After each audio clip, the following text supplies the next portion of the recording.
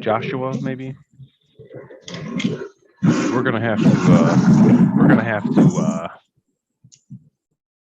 There we go. He's just too loud. Live stream, right? What? We are.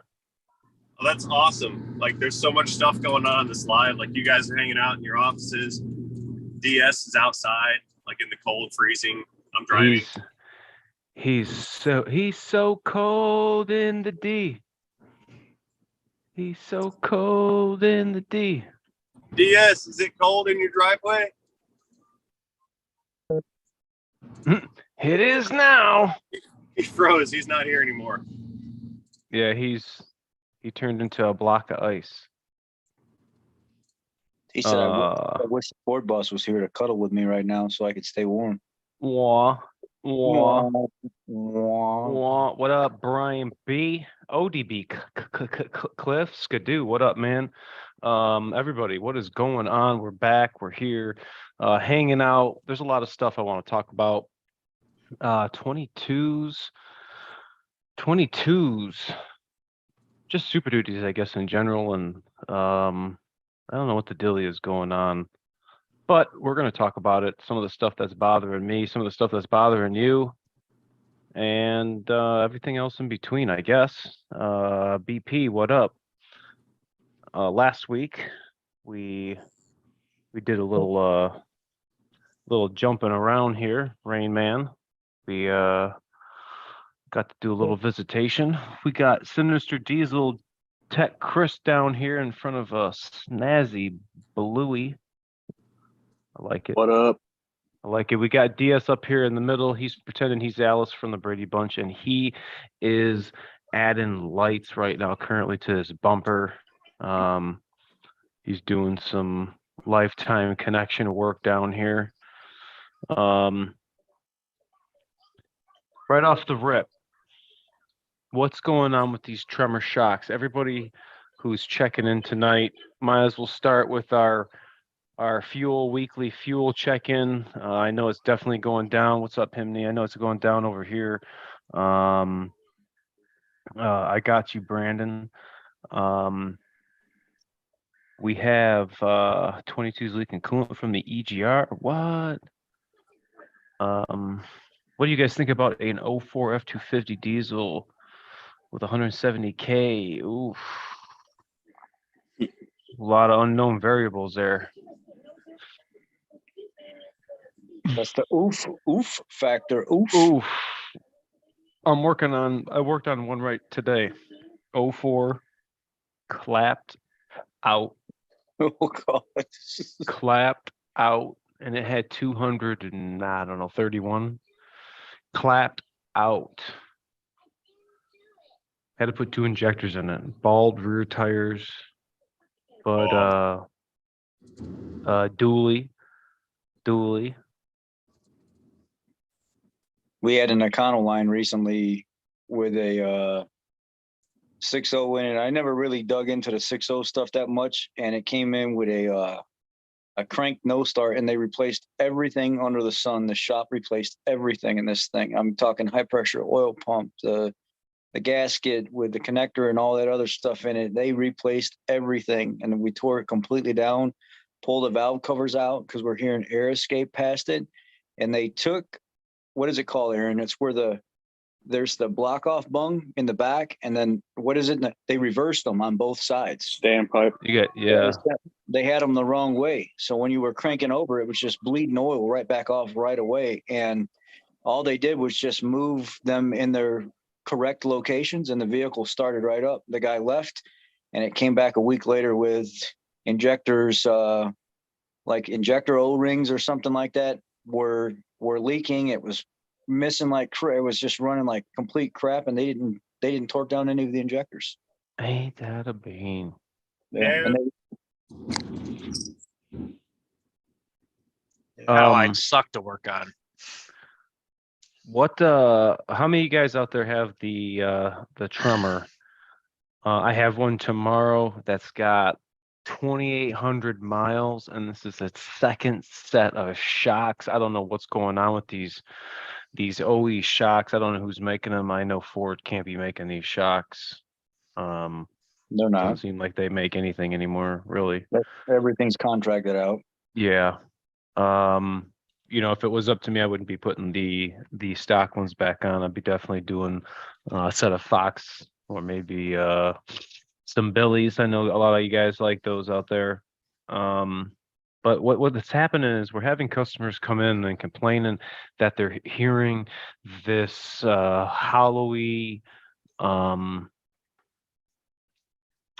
don't know how to describe the noise, not a tapping, not a ticking, just like a clunk noise, I guess. And you can is it like- actually Is it like the whoosh of the compression, the seal not holding, and it's no, just kind of bottoming out? it's like a clunk.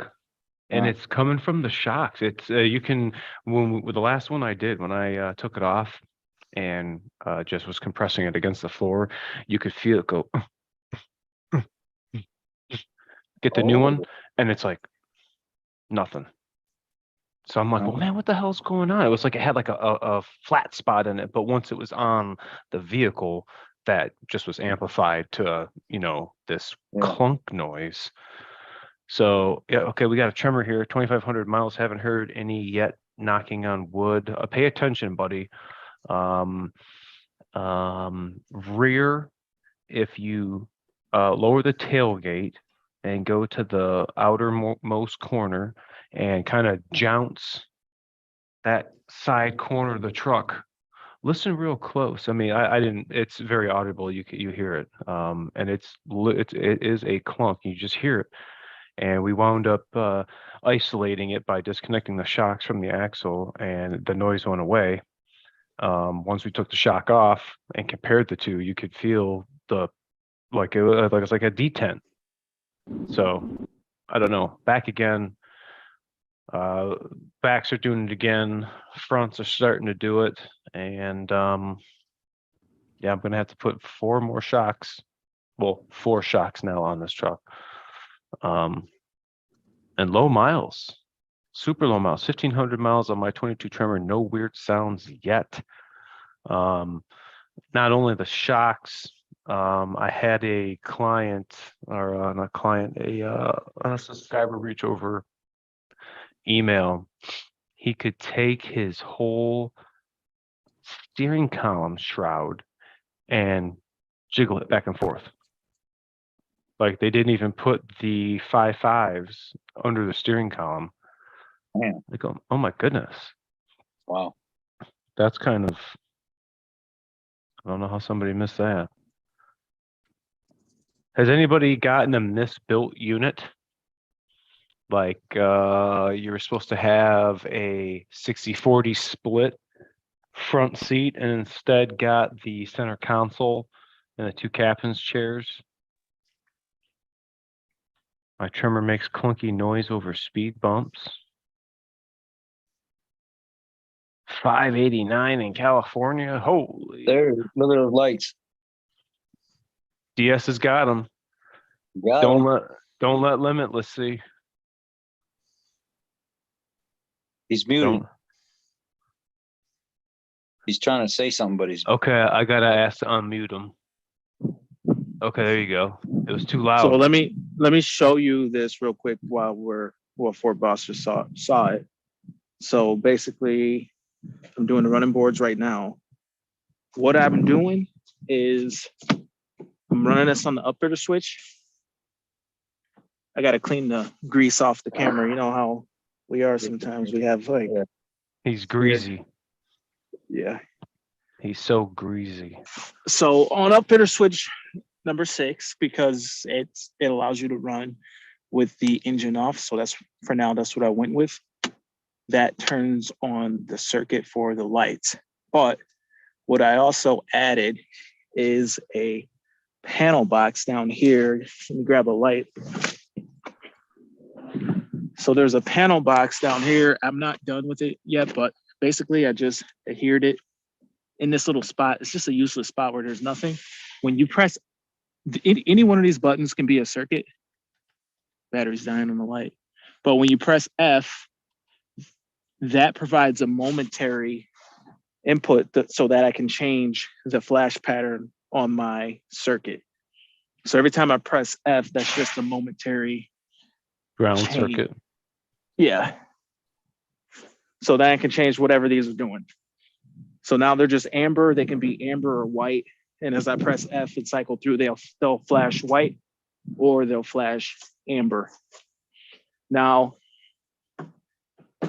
over here, when I hit the second switch, that makes everything steady burn. I'm still wiring this, but that switch should make everything steady burn. And Nice. But this box is pretty cool because any one of these buttons, aside from F, can be a circuit.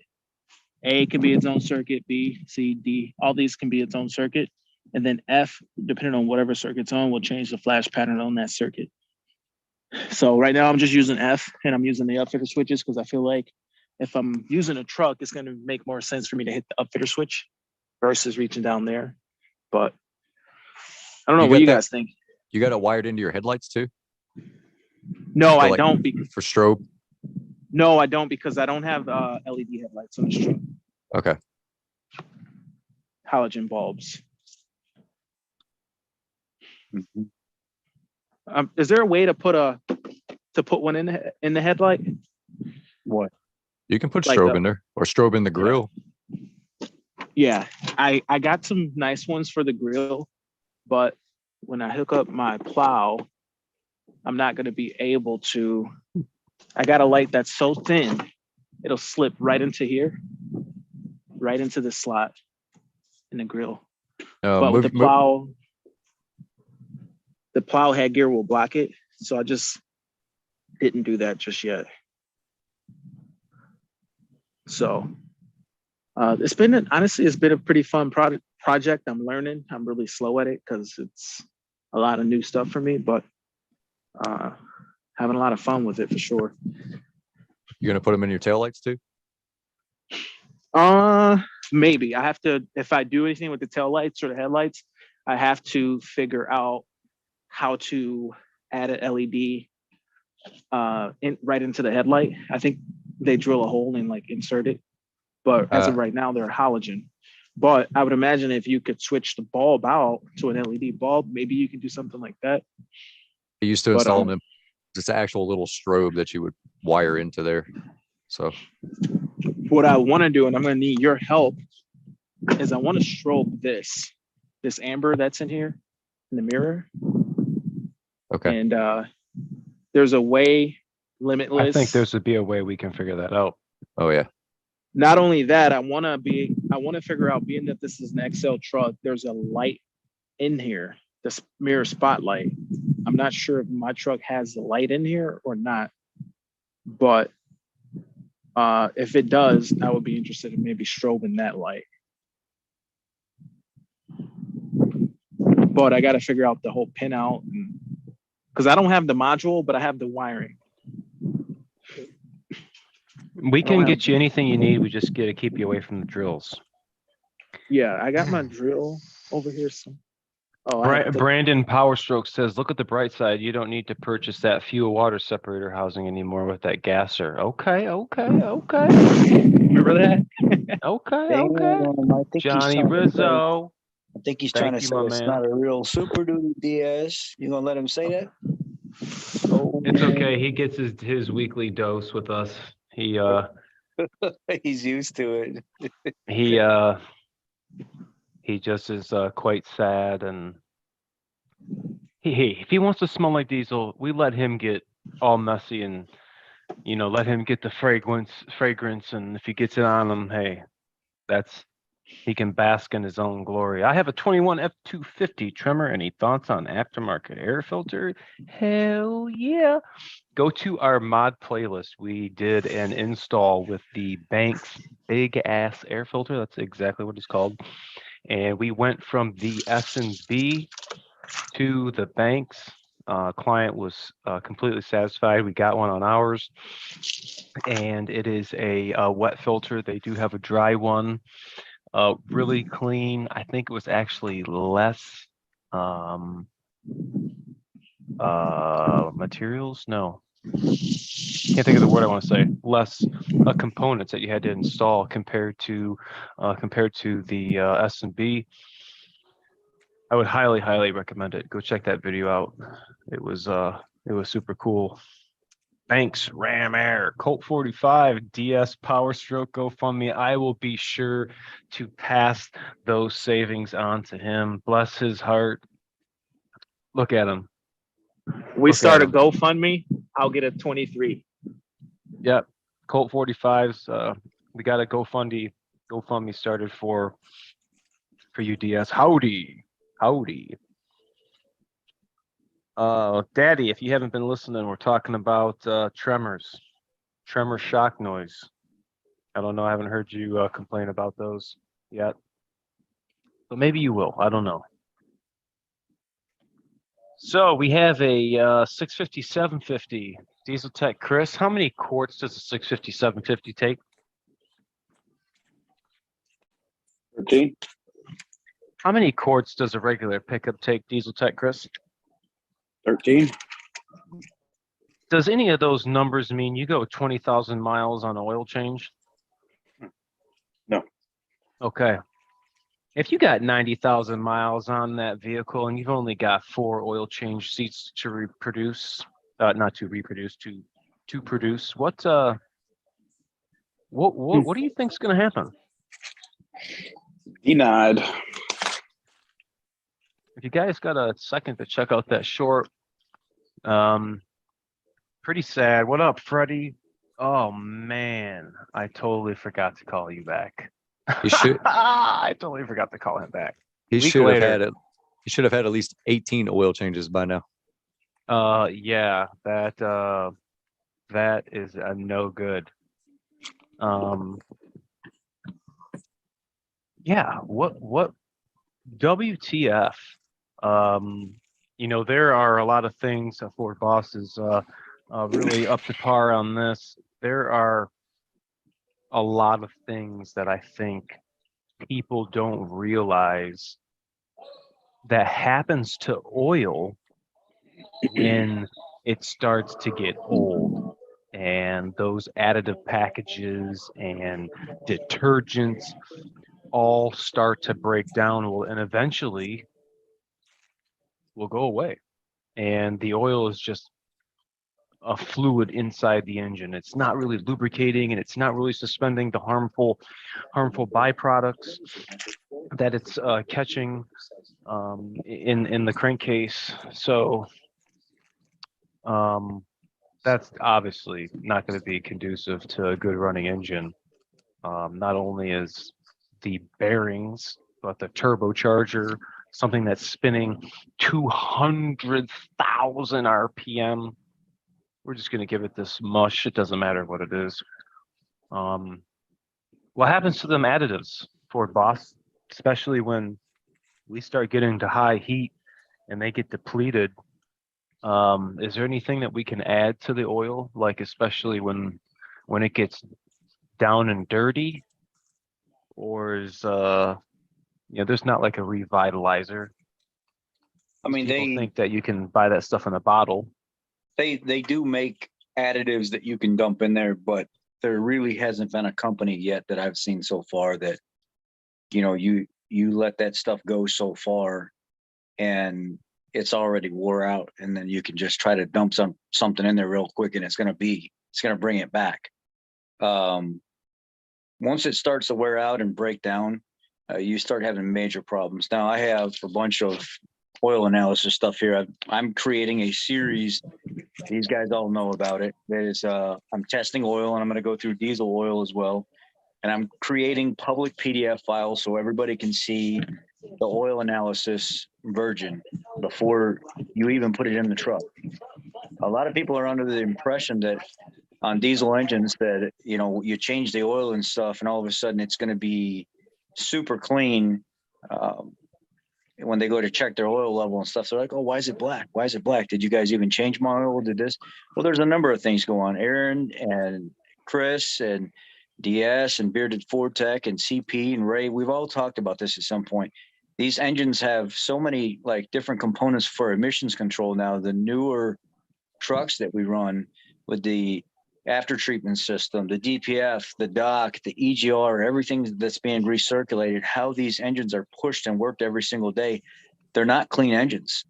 There's a lot of stuff that gets recirculated back in there that we don't necessarily want in there. But unfortunately, the reality is we have a lot of soot, a lot of ash, a lot of stuff getting down that oil. And a lot of people take it for granted, and they're trying to push this, 15,000, 20,000 mile oil change interval. And they don't realize there's only so much calcium in that diesel oil that's going to keep the stuff clean, keep the acidity levels low. Calcium is it fights acidity in diesel oil very well. But once you start getting to the point where calcium levels are so high, you start introducing something called low speed pre-ignition. And calcium levels extremely high can actually start to cause problems for vehicles as well. So what these companies do is they'll bring the calcium levels down, and they'll start increasing the magnesium levels in the oil, because magnesium is also a dispersant detergent, and it fights some of that acidity as well. So I'm looking at these oil analysis reports right now, and I've got one in front of me that's got 1,453 parts per million of calcium, but it's got magnesium at 525. When I'm looking at this report, I'm like, man, that's 3 times the amount of calcium in this oil than there is magnesium. Why couldn't they build that to where they brought those calcium levels down some and increase the magnesium some and balance that out a little bit more? And then we start to fight low speed pre-ignition. So everybody thinks their favorite oil or their go-to oil is a well-balanced oil. And it's not necessarily well balanced. The reason they put a lot of these additives in these oils is because they know people are going to try to run them 10, 15,000 miles, 20,000 miles. And that's not good for any vehicle. I've pulled engines apart with less than 20,000 miles, already 3 oil changes, and start to see oil control rings, coking on the pistons and stuff, varnish and build up inside the engine, because people think that these oil companies and stuff like that are being 100% honest with them with what they can do. And it's not necessarily true what's on that bottle. The biggest telltale is when we go to tear these things down for, boss, like even these transits, we take that front cover off. What's the first thing we see? Everything is just orange, just stained. That orange, black, chocolatey colored look is because people have been running this hot engine with that oil in it for so long, not changing it. Now you go pull the engine apart on my 462 valve in my Grand Marquis or my town car or something like that, pull the front cover off of it, and I run the top quality oils in these things, and they look like they're brand new. That's because I change the oil by 4,000 or 5,000 miles all the time in these cars, and I try to take care of them. In the F-150, it's the same thing with the 5-liter. If I had a diesel, it'd be the same way. But everybody wants the most out of that oil that they can possibly get, thinking that they're saving themselves a buck, and they're not. They're going to create problems in the long run. And then when we pull them apart, we see the sludge and the gunk and the cottage cheese and the chocolate pudding and the bearing stuff. And it looks like you'd want to reach in there and take a swig of it. That chocolate pudding tastes good. And that's because people just don't maintenance their stuff. They think that because that label says 20,000 miles, they can go 20,000 miles. And it's not true. Once it's that far gone, typically it's that far gone. You're going to be paying us $20,000 to put an engine in your truck. Ooh, DS, I like that pattern. The last one you had looked good. So I went through some virgin oil testing here, and this one is a Valvoline Extended Performance 5W30. And it's got 3 times the amount of additive package in it for protection that Mobile One has. What? Yeah. Good night, baby. I'm sorry. I didn't know it was you. I thought it was Mom. Good night, baby. So that's Valvoline Extended Protection. It's got so look at this here. Castrol Edge, 74 moly, 132 boron, 936 calcium, 773 magnesium, 735 phosphorus, 832 zinc. It's got a TBN rating of 6.4. But I go over here and I look at this Mobile One.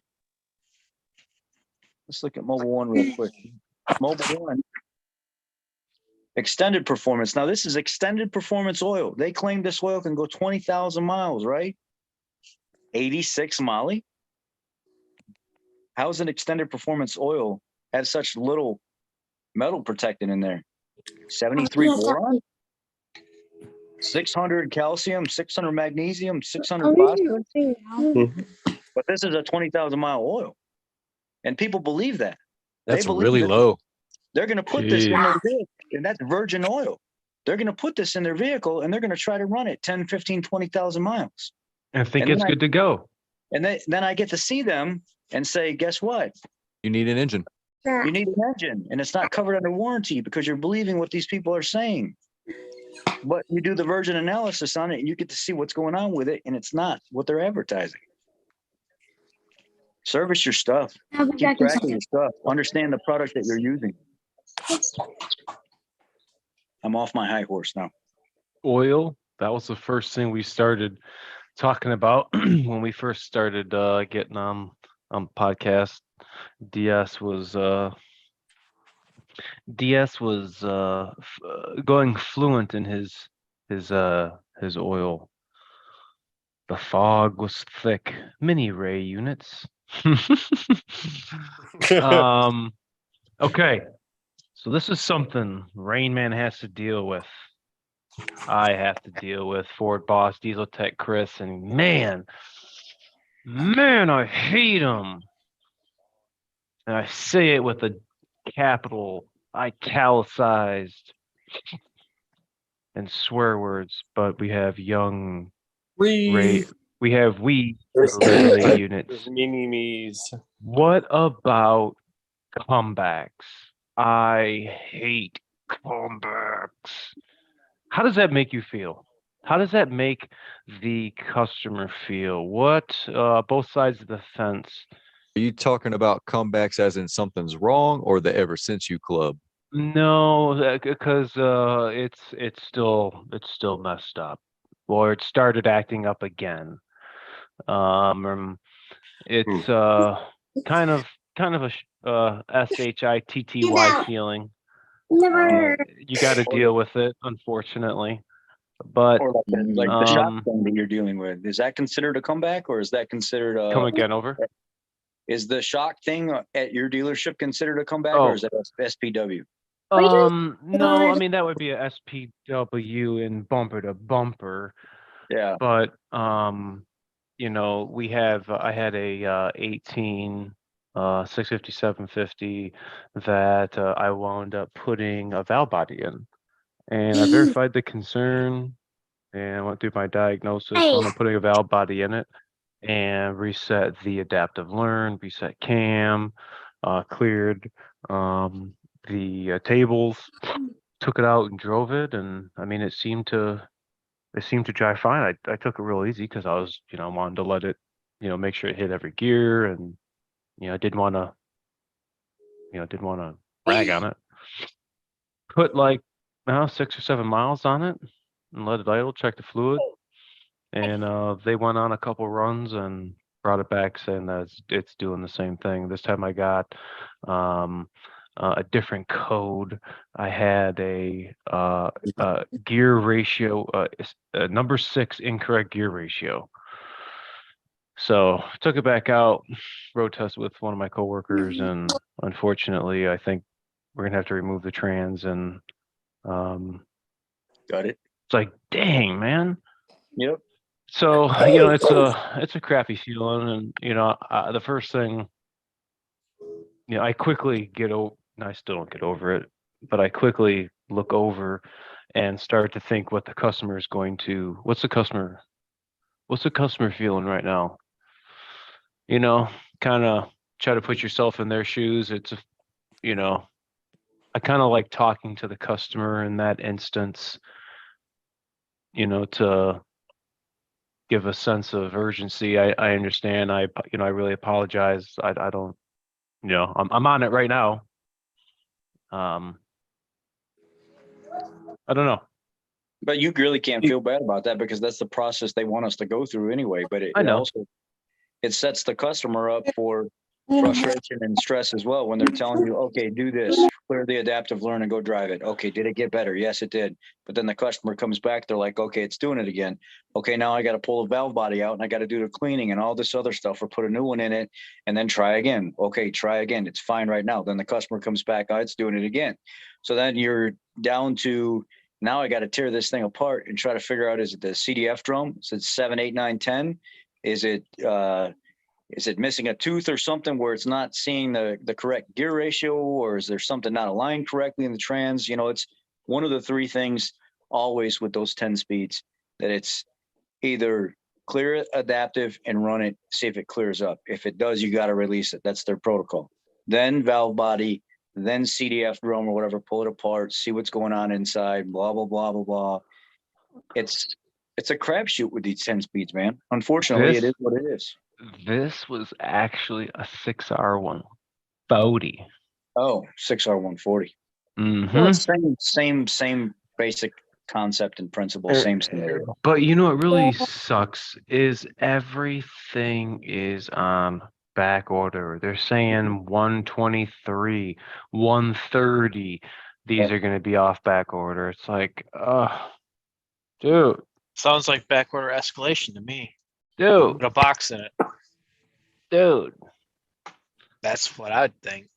Backorder escalation, put a box in it. Bye-bye. Proud Canadian says comebacks are bad for everybody. Customer hates it because he or she is questioning what was done. Technician hates it because it makes him look bad too. Truth of the matter is the problem is there. I know. What makes the situation is SHITTY for both parties. Okay. We'll state that right off the rip. But what makes that situation way better is having an understanding customer. And you can have, my next note on here is, how do you deal with unreasonable customers? How do you deal with unreasonable clients? And it's having that customer who, hey man, it's cool. I understand it. It sucks. We'll figure it out. Just let me know. Not saying like, I'm just paraphrasing, but having that customer makes it, that. Dude, I absolutely hate dealing with those customers. That we have a guy now that has had his truck at the dealership like 3 or 4 times. First, it was one concern that was addressed. The guy said there's a TSB out on this and we got to put solenoids for the VVT. The SSM says clear it, drive it. They came back. We're following protocol. They asked me, do you want to do it real quick? And I said, yeah, I do those jobs really fast. I mean, everybody else takes them an hour and a half, 2 hours. I can knock that out very fast because I've done so many of them. Get done, get the customer back in the vehicle. Codes never came back. He comes back a week later. Now I'm getting a clunk in over here. Go find the clunk over here. Can't find the clunk. Can't duplicate it. Can't do anything. He can't duplicate it. Then he comes back again. I'm tired of this. Now it's leaking coolant. Well, the coolant reservoir is full. Where is it leaking coolant? I don't see coolant anywhere. It's not hot. It's not cold. Well, I'm going to take you guys to court. I'm tired of this. I'm tired of this. Yep. Give me my truck back. Yep. And I'm like, dude, I don't know how to make you happy, man. You are being like the biggest thorn in my side right now. And I wish you'd just go somewhere else. I just wish you wouldn't come back anymore, because now I don't even want to work with you. Their truck's under warranty, right? Right. Okay. What if they came in with lines A, B, C, D, E, F, G, H, I, J, K. Yeah. Next page. And sometimes you get vehicles that, if you guys don't know what we're talking about, when we generate a repair order, it's got all the customer information at the top, and each concern, like, window doesn't roll down. That's line A. Your next concern, oil change, line B, so forth. Line C, engine lights on. So customers will come in. Yeah, it's under warranty. You're right. But when we get ROs that have lines A through M, and the most of them wind up being, either a no problem found or normal operation, or this is normal. I don't know why this person's thinking that this is not correct. Either it's lack of knowledge or just not understanding of the product. But sometimes you get the customers who are at 35,791 miles. They got them warranty blues. Mhm. Got those warranty Warranty-itis. blues. Yeah, I've never heard of the warranty-itis. Explain that warranty-itis, Diesel Tech Chris. Well, what's It's the warranty-itis. It's always right before it runs out of warranty too. They've got lines A through M. Just cigar lighter and sunroof not working. It's always something. And you got to clock in each one of those lines in a runtime. Mhm. Yep. It's almost so we have a thing. The dealership's doing warranty. And we have a thing called MPF, no problem found. And MPFs can be kind of tricky. So if you bring your vehicle in for a concern and it's under warranty, now the customer's not paying for this, right? It's under warranty. So the technician's going to get paid for his time, right? To a certain extent. Yeah, No. the good thing that Ford did with that though, and a lot of technicians, and if you're a Ford tech, you're listening to this now, the good thing that they did with that, they used to give us just a little bit of time before. Now they've extended that out up to, if you can justify it, up to 1.5 hours. Mm-hmm. And a lot of guys don't know that. So NPF now can pay if it's documented correctly and you're actually doing what you're supposed to be doing to find out what the concern is. A lot of guys just are unaware and they still think it's like 3/10 like it was before, or 4/10, and you didn't really get paid for NPF. And sometimes it's going to take hours to look into something. It's not just going to be 1.5. And then it screws up your whole day. You know, when you got lines A through M, and then you've got 4 other customers, and then all of a sudden parts come in for 2 or 3 vehicles that you're already waiting on. Now that one customer has screwed up the whole mix with lines A through M. It's, you know, if it's legitimate concerns, that's fine. They're going to have to be taken care of. But those things that customer needs to understand, your vehicle is a priority now. But if somebody else has been waiting before you, or parts or something come in, or there's more critical things that happen, or I get pulled off of a job, your vehicle gets put on the back burner for right now because it is still under warranty. It is still getting taken care of, and I will get back to it. And a lot of times those customers are like, I want it back now. I want it back by end of day. I want it back like yesterday. And it's like, how do I make you happy, man? I can't make you happy. What about the customers who feel the need to call in the morning and the afternoon? Oh my God. And then the next day, the morning and the afternoon. And then the next day, the same thing. And it's like, oh my goodness. It this totally really- inspires me to get their truck done faster. Oh my gosh. Every time. Maybe I need to fix this broken part because I am not going to deal with you while this thing is waiting for a backorder part. What about Yeah. the say they have an appointment at 9 o'clock and they show up at 8:58 and they expect to jump to the front of the line? Yeah. Or we had a guy with a F350 that bought a truck from auction. And he says, I'm going to drop the truck off, you know, in the morning time. It's, I bought it from an auction for a cheap price. I think there's something wrong with the high pressure fuel system. I'm going to drop it off there. If you guys could get started on it sometime in the morning, that'd be great. Okay, we'll pencil you in. The tech looks like he frees up about 10 o'clock ish, somewhere in there. And if it's a drop off, not a huge deal. So he'll be ballpark somewhere around there, I'm sure. If not, we'll give you a call. You've been sitting on this truck for months anyway, but we'll give you a call. Then the customer doesn't even show up when they're supposed to. And then they call up, they say, oh, it's 11 o'clock. I'm having the truck dropped off right now. And they're like, dude, you were supposed to be here at 9 o'clock this morning. I had to cancel your appointment and move other people in your slot. Well, that's freaking BS, man. You guys can't do that and all this other, chewing them out on the phone. Well, I'm still going to drop my truck off and I expect to have it looked at by in the morning time anyway. Well, dude, the tech has 4 other vehicles in front of yours now. If you would have been here, and then there's a screaming match and a disagreement going back and forth. And then the guy calls back a week later, does the same thing all over again. Like, hey, man, just drop your truck off. Quit making appointments because now you're not in the queue no more. Just drop it off. Well, the appointment doesn't mean I'm getting right in. No, it doesn't. Well, I made an No, appointment. I made your an appointment is appointment. with the service advisor, not with the technician. Well, Mhm. how come you didn't tell me my truck was going to sit here for a week? Well, we also didn't tell you that there was 5 other vehicles ahead of you. Do you know what my service advisor used to tell him? Do you have a 9 o'clock appointment with your doctor and get seen at 9 o'clock? Hell no, you don't. They got you sitting in the waiting room for an hour. Hey, what about the customer that says, "Hey, I need it done by 3 o'clock," so you get it done by 3 o'clock? They don't pick it up till the next morning. Don't even start don't with even. me. You son of a bean, you don't You know even what's worse bring than that that? up. You know what's worse than that? And it fucking grinds my gears every time. Excuse my Grind mouth. them, grind Yeah. them.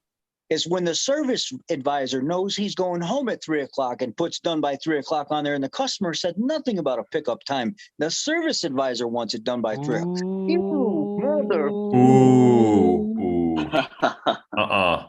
You just wanted to check it out before you went home to make your numbers look better. This mug just made me get another bubbly. Ooh. And then I'll be like 1:30. Hey, I got that done. It's parked out back. Oh, okay. Yeah, the customer's not picking it up till tomorrow morning. You wrote on there done by 3 o'clock though. Well, I mean, that's the time I go home and I was trying to get all my paperwork. Lord help me right now. Bro. Say it ain't so. Get it. Say it ain't so. Pop his tires. Oh my God. I am a newer diesel tech, and diesel master has our diesel master has currently quit, and I'm the only one in the shop who will touch them. What is your first step in a 207F or a 20EE code? Atomic Warrior. First step is go to the technical assistance He tab is and now- go watch the video. He is now master. You And do that. Here's something else before we even get started in this bargaining. You're the only tech in the shop, and you're the one taking care of the diesel stuff now. Mhm. Sounds to me like you got a bargaining tool there. Somebody needs some more money. Yep. Sounds like you got a bargaining tool there, because that's a lot of stress on one man. And we have a lot of good stuff on here, especially this. And I learned, and I had to have a sit down talk with you guys and tell you what I found. Go to my channel, type in those 2 codes, and you'll see me break it down, why I failed, what I found, and what you'll need to check too. Aaron's got stuff on this. It's the first step in that it says check for intake restrictions. That means everything in the intake. And I did not check everything in the intake. So I will not forget. That's why I made the video, so I can share that with you all, so that you will not make the mistake that I did. Cody, isn't there a whole packet on that though? There's a whole video on it. Yeah, Like- there's a video, but isn't there like a whole packet you can print off on that particular series or set of?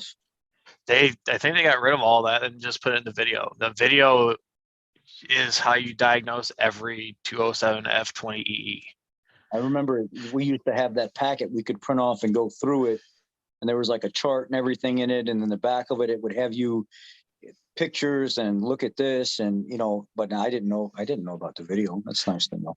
The video, it literally goes through everything. I mean, it's really only 5 parts. You got the nut behind the wheel, the SCR, the knock sensors, the DEF or the DEF injector. That's it. Yeah. And if he does a lot of sitting, it's the nut behind the wheel. Everything. What about when your parts back order is 3 months and counting for a reman 6.7 Power Stroke, and you are on the road? I'm waiting on the same thing, bro. 11 months. My engine just came in Monday. 11 months. And then the one before that was 10 months. And then Cody helped me out and helped me with some stuff. We talked to a bunch of different techs, and I got one within a week. Let's just put it that way. And now they're on back order. Ray, do you own stock in CRC Brooklyn? Oh, I own the Brooklyn? company. Yeah, I own the whole company. And he's the owner. In case you guys didn't know, he owns them. I mean, he knows. JK. And the cease and desist letter is already on the way. Oops. What else do we got written down here? What else do we have to talk guys about? see- Did you guys see I did a little video on it just to notify other techs and customers. What 21 and 22 is the new SSM that just popped up. I think it was on the 12th or 13th. It was talking about the new 10-speed 10R80 MHT. And that what is that, the hybrid F-150, Cody? Yeah. It was the 21, 22 10R80 MHT hybrid transmission in the F-150s that customers are complaining about a noise coming from the transmission area on cold start in colder climates. And it's an abnormal noise that you would normally not expect coming from a transmission. And there's a PCM reprogram for it. And if there is any residual noise left over after the PCM reprogram in this 10-speed, that's normal.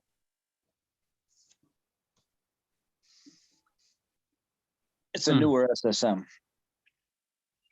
I don't think I've seen that one. It's a SSM or TSB. I don't remember what it was.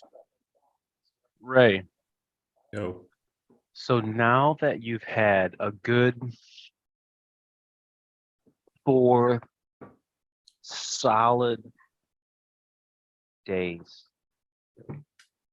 with that monster of a pedal, what are your final thoughts? All right. So I figured told out you. you were right. You were 100% right. Well, I figured out how to change the pedal monster with the iDash just hitting the buttons. So you don't have to go into the menu and then select it. You can pull up one of the gauge menus and then you just use your up down buttons and you can just scroll right through every single setting. And I thought I liked it before, but now I can just change it on the fly whenever I want. So if traffic's too much, stop and go or whatever, too aggressive, I can turn it down. Or I can turn it up whenever I feel like it. If I've got a trailer, I just turn it down real fast. Like I really love this thing. I'm addicted to it now. It is. It is the coolest. Yeah. It's the coolest mod I've ever tried out. Like, and I think bang for your buck. It brings me more joy than 30 or 40 horsepower would, because I get to use what I already have the way that I want, whenever I want, and however I want. Ooh. Ooh. That's right. Yeah. It turned you on a little bit, didn't it? It's nice. Ooh. Makes me feel good. Yeah, it's really cool. I'm digging this thing, man. I really am. Wish I'd gotten one sooner. Yeah, I was thoroughly impressed. What up, RH? Thanks, buddy. I want to try. I mean, I think you should get one for that old Honda, just to juice it up a little bit. Get one for the wife unit. I think that would be slick. I think should it'd be put one slick. in her van and then just set it to like track 10 and not tell her. Yeah. She goes to take off from the house. Whoa! Just full send. Full fun. It's way cool. I told Ray, I said, dude, just wait. And we're taking off. We didn't even know the cop was over there. We just took off from the light, and I didn't know till I saw the video and I was like, yeah, there's a cop right there. that's funny. What do we have here? 2167, 45,000 miles. I had a high fuel content in my oil after testing it at 10,000. Does the 67 still wash cylinder with fuel during a regen?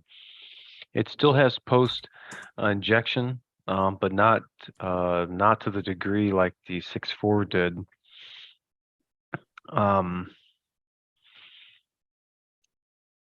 That's kind of a toughie. I don't know. I mean, obviously, if we had a bad fuel injector or something, we would have some smoke coming out the tailpipe.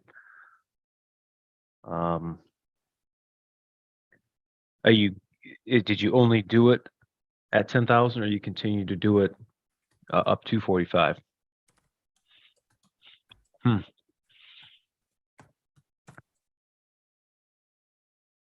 Oh, here's a 08. We were just talking about 08. 08 450 with a security light on. Okay. No lights on the cluster, no crank, just a security light blinking. T doesn't have a chip. They say it never did. Problem occurred after dash cam was installed. Tapped into the fuse box. Bypassed your floorboard. There's also no comms to the OBD2 port. Well, I've had to replace the instrument cluster in these things.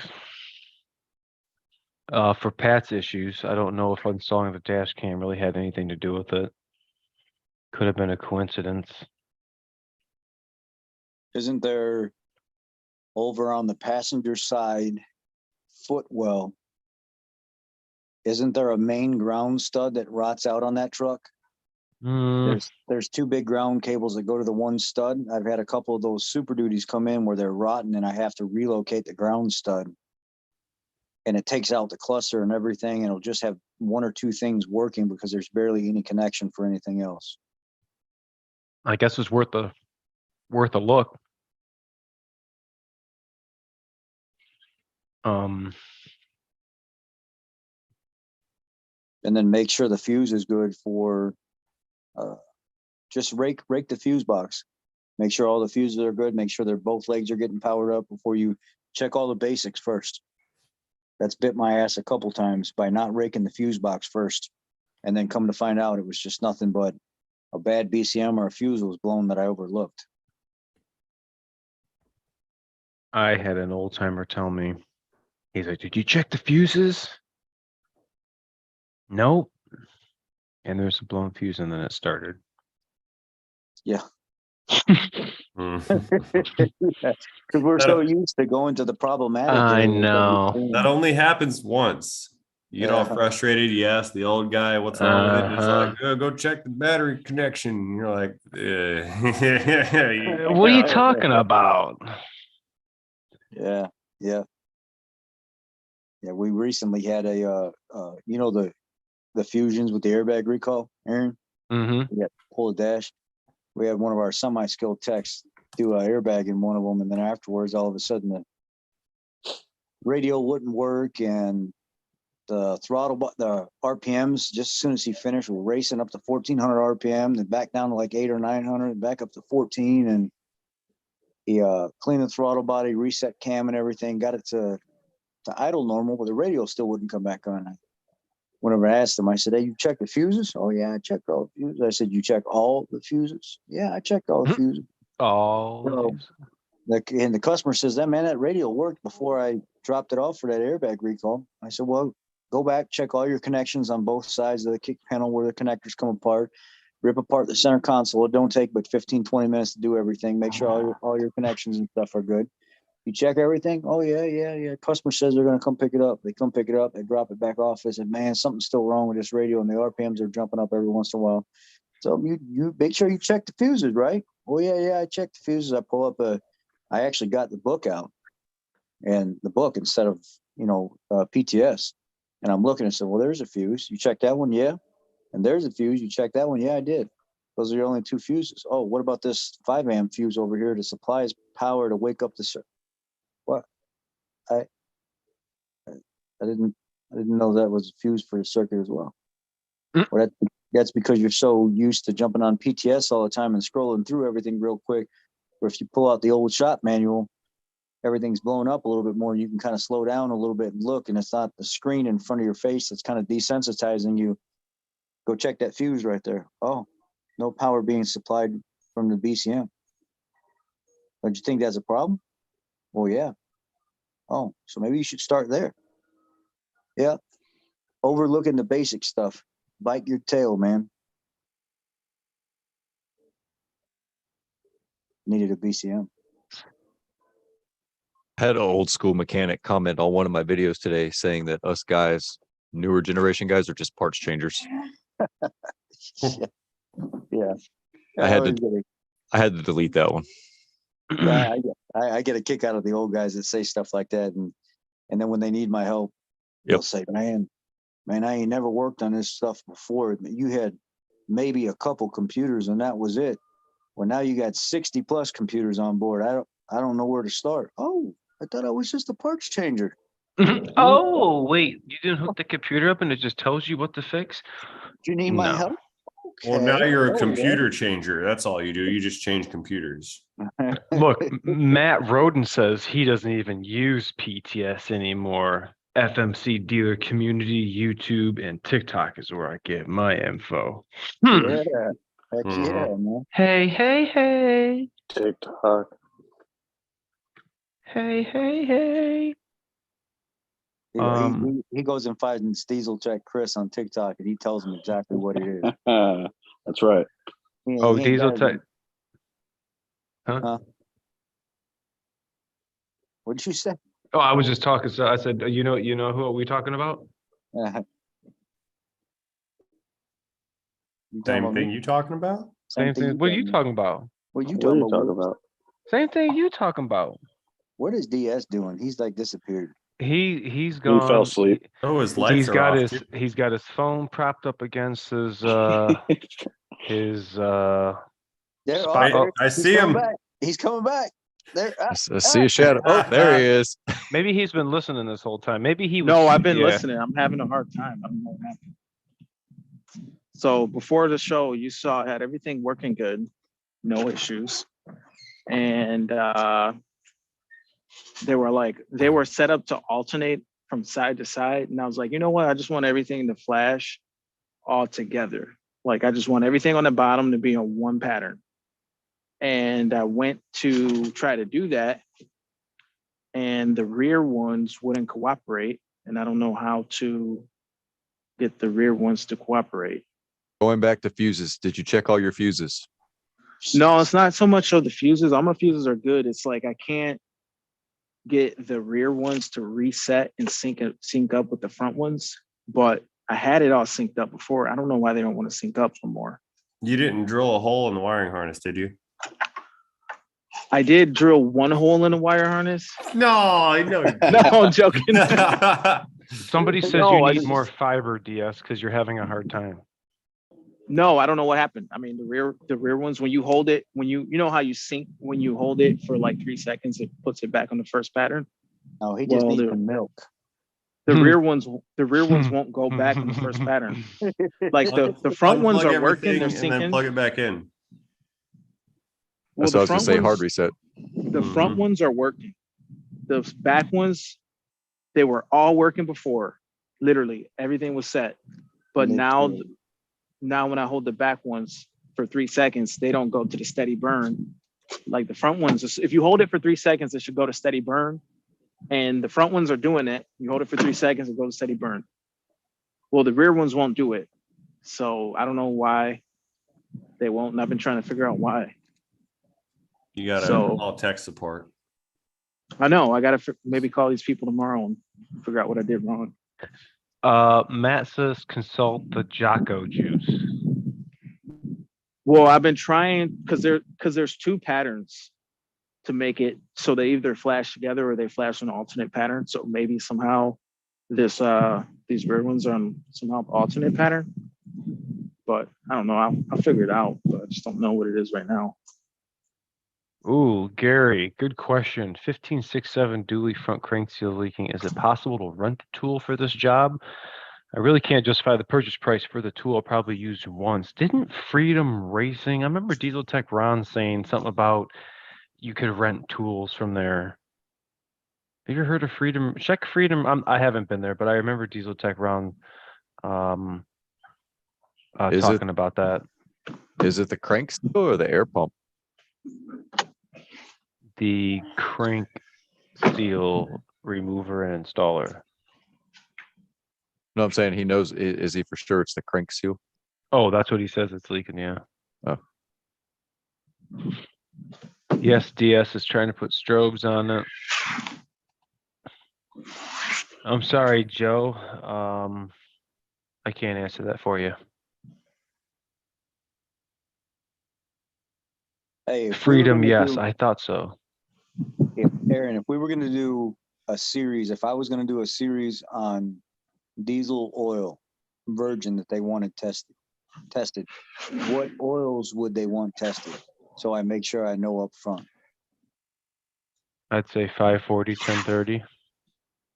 But what brand stuff? Or Oh, what manufacturer? well, I got AMSOIL 1030. I think AMSOIL 10. Costco. I got Amsoil 540. I'll send you. Let's just pick one of them that we use the most instead of all of them, because that's going to get expensive. So if we're going to do 1030 or we're going to do 540, which one are we going to do? 1030? Do 1030. Fine. 1030. So 1030 AMSOIL, hot shots. Should we do mobile? Does anybody use 1540 in mobile? No, Shell? 1540. A lot of guys run 540. Got Valvoline Blue, Rotella and Mobile, Hot Shot Secret, Amsoil. There's 2 Amsoils. I'm going to do 5 of the most popular ones. That's what I want to do. I think Rotella, Hot Shot, probably Motorcraft, AMSOIL. One more, right? I don't know what the other one is. Mm. You guys got a lot of good comments here today. I can keep up with these. Can't keep up with Rain Man's. Every stream I'm in with him. Zoom, zoom, zoom, zoom, zoom, zoom, zoom. Got to put this down slow. Yeah. Man, I saw Donut Operator's live stream last night, and that was ridiculous. Like Really? dude, this guy had like 15,000 people in there, and it was just comments. Wow. I was like, how do you even keep your sanity in that kind of activity? It was insane, man. The other day I had it's been a while since I've had like a couple hundred on at one time, but the other day something happened. I hit it. You have to hit it at the right time. So I hit it at the right time the other day, and I had like up to 300 people in my chat at one time, and I was like, man, I haven't seen these numbers in a long time. And then I go click on Ray's, and he's got 2,100, 2,200. What is this, man? A lot of people are saying Rotella, T6, T6. I mean, Rotella is kind of the gold standard, isn't it? Or it's the standard. What's your favorite oil there, Bearded Gem? You know talking what to he's me? gonna pick. You already know. Oh, you what he's both gonna are. pick. There's a know what I'm couple gonna say. beards in here, man. I forgot about that. This guy down here with the Superduty in the background. There's 2 of those. The likeness of my great granddaddy Dooster. Who are you talking to? You, man. Oh, Yes. me. Rotella is my go-to. Yeah, okay. Okay. What flavors do you have at work? Just Motorcraft, or do you guys offer your customers another flavor? That's all we have is Motorcraft. Yeah. Okay, okay. Yep, my stuff comes right out of a drum.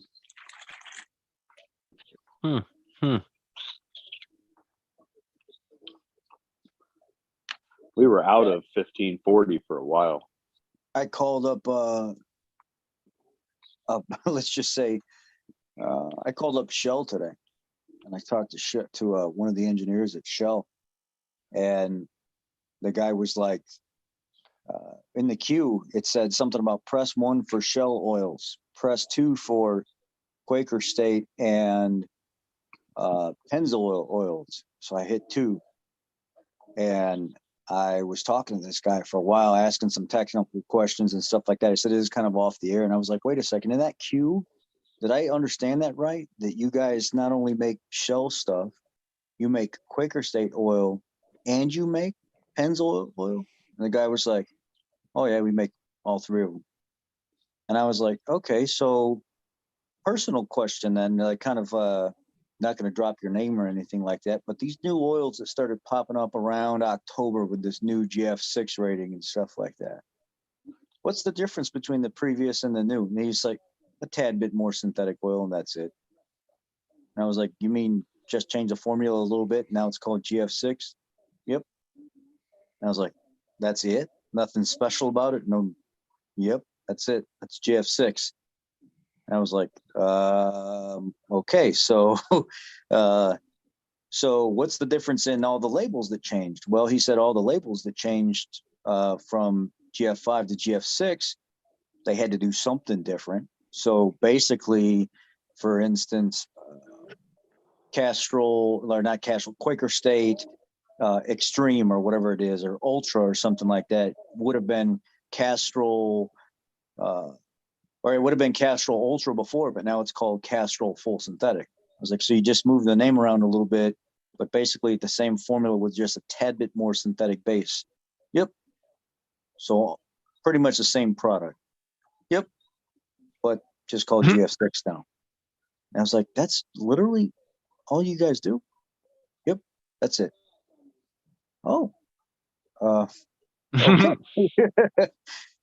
Good to know. Thanks, man. And we talked for a while and stuff like that about the industry and all the oil testing and stuff that I've been doing. And I told him, I said, you know what, honestly, I noticed with all these oils that I test, no matter what it is, a lot of the base stocks are close to the same. A lot of the way they perform is close to the same. And a lot of the numbers are close to the same. And I have documented files. And he was like, yep, pretty much. Some people blend a little different. Some people use a little bit different technology whenever they're analyzing and stuff, the oil that goes through and how it mixes in with the additives. And some of them are a little bit more synthetic based than others. But if you're changing your oil more often, it doesn't really matter. It doesn't really matter what you put, as long as you're putting in a good quality oil, name brand oil, and not some bunk oil, it doesn't really matter. Hell, my '04 Hyundai Elantra with 430,000 miles on it takes super premium AMSOIL 10W30 heavy duty diesel. And that thing runs superb. At those miles, that No smoking, no ticking, just straight 30 plus miles a gallon, baby. Yeah. But that was before they have all the had all the engine problems. So well, Hey, look Ford who. boss, Hey, he's Hold back. on. what were you saying about diesel oil being a lot more viscosity? Huh? A couple podcasts ago, you were saying how the diesel oil, the viscosity was like out off the charts. no, the additive level to keep the acidity and stuff down is much higher in diesel oils than it is gasoline oils because of the amount of VGR that gets pulled back into the oil and how dirty it gets really, really quick. They have to have a higher additive package to kind of keep the numbers in check and keep everything suspended. So the ash particle and stuff like that, contaminants don't start like attaching and adhering to the metal components, the rotating assembly and all that.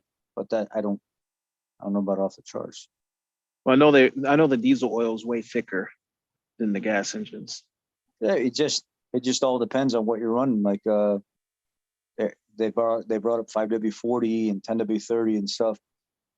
Thicker wise, if you're looking at 15W40, sure, but a lot of our performance engines and stuff now, if you're looking at the supercharged 5 liters and stuff, the 5.2 with the Voodoo setup and stuff like that, a lot of them are 20W50 setup. So it's all here nor there. And again, a lot of the reason why we put the oils in the vehicles that we put them in is because of EPA fuel standards. It's not anything more. It doesn't mean that engine actually has to run that. And I had a guy come out here and give me a quote on the tree of a big maple out back of the house it's just massive and it needs to go. And this guy pulls up in like this 2012 naturally aspirated F-150 with like 440,000 miles on it. And it's got like what was it back then? Would that have been a 3.7 liter or 3.5 liter back then? Just the NA version. And he says, yeah, this thing, it's quiet, man, just sitting there. And I'm looking inside. It's got check engine light on. He's like, yeah, it's a purge valve, but that's common. And I was like, yeah, you're right. You know your truck, that is common. Most of them, it was just a purge valve. Mm-hmm. And the thing sounded great. And it's just sitting there running smooth. And I said, what oil do you run in this thing? And he said, 15W40 from the day I bought it. I went and bought it at the dealership, drove back 45 minutes. parked it at our shop. I dropped the factory oil that was in it right away, and I've been running 15W40 in it since day one.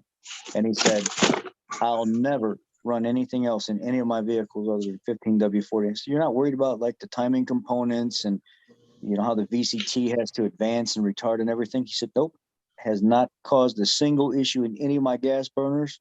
I run 1540 in all my diesels, my new Wow. Power Strokes, my old Power Strokes. Doesn't matter what it is. I won't run anything other than 15W40. And then I thought about that the other day. The podcast popped on while I was driving, and I heard this guy talking about what he runs in his vehicle. And he was a engineer in the field, and he also only runs 15W40 in all of his gasoline vehicles. And he said, I have an old 4.62 valve in an F-150, and the thing's got 500,000 miles on it. I run 15W40 in it. I've never run anything else other than 15W40. And it all comes down to it. He kind of like got into the nitty gritty of it. It all comes down to EPA, government points for the manufacturer, standards and stuff like that. It's really what it comes down to. That engine rotates a little faster, a little smoother. There's a little bit less resistance with thinner oil. That means fuel mileage goes up. That means that the manufacturer's doing their job to get in the graces of the EPA. So that's why they do it. It doesn't necessarily mean it's the best for the vehicle. Look at them lights. I love me I mean, some lights. everything was going smooth until, so basically when you hold the sync or the pattern change wire, it's supposed to steady burn like this. So I'm getting ready to finalize everything, tighten everything up. And these ones, what I was running on the rear, when I hold these ones to make them steady burn, it just won't do it no more. I don't know why. Everything was working, ready to tighten everything up, close everything up, and these rear ones won't steady burn. So your little control panel, is that what actually controls the lights? Is there like a little module built into it? All that is on these ones, how Aaron was saying, where you touch it to the ground and it changes the pattern. On these ones, they want you to touch it to the positive to change the pattern and to reset the light to the first pattern. On my box, on my module, all that does is when you press F, it applies the voltage so that you can either change the pattern, or if you hold it for 2 seconds, it will bring it back to steady burn, which was the first pattern. But it's working, and it quit working that way, right? Even if I take the light off of the truck, literally totally off the truck, and I put it on just a 12-volt Milwaukee battery like I have right here, I can't get it to do what these are doing. These ones I've never installed, but I can't get it. It just won't go back to the steady burn to start. So I can't. I mean, they're working and they're changing patterns and all that, but I can't bring them to the first pattern so everything can sync up. So that's why I've been stuck. Sleep on it. Come back to I know it. I'm probably gonna have to call them tomorrow and figure out what I did wrong. I'm thinking maybe because I used this blue circuit to alternate the pattern. Maybe because I got it to alternate to the other group. Now I have to bring it back to the first group. Yeah. Super Because tech. I just want everything on the bottom with the running boards. I'm gonna have everything on the bottom flash at the same time. And I had it going like left, right. So I'm just gonna have it all on the bottom, just be at once. And then I'll alternate the top. I'll alternate something on the top. So Freaking Murphy's Law. If it something isn't I'm running doing right, something I'm doing wrong, and I'll have to figure out maybe tomorrow. DS will figure it out. DS will figure it out. Guess what? We're almost at 100,000. We're under 3,000 to go. I'm really excited for the giveaway. We have some more stuff we've gotten from SMS and a few other goodies. I'm excited to hook you guys up. DS, we wish you luck. Diesel Tech Chris, Rainman Ray, Bearded Ford Tech, and CP's Garage. Hey, we appreciate you all coming through, hanging out with us. And yeah, stay tuned on Friday because we have a heated seat meltdown that you guys, I think, are going to want to watch. Arrivederci. I'll see you guys.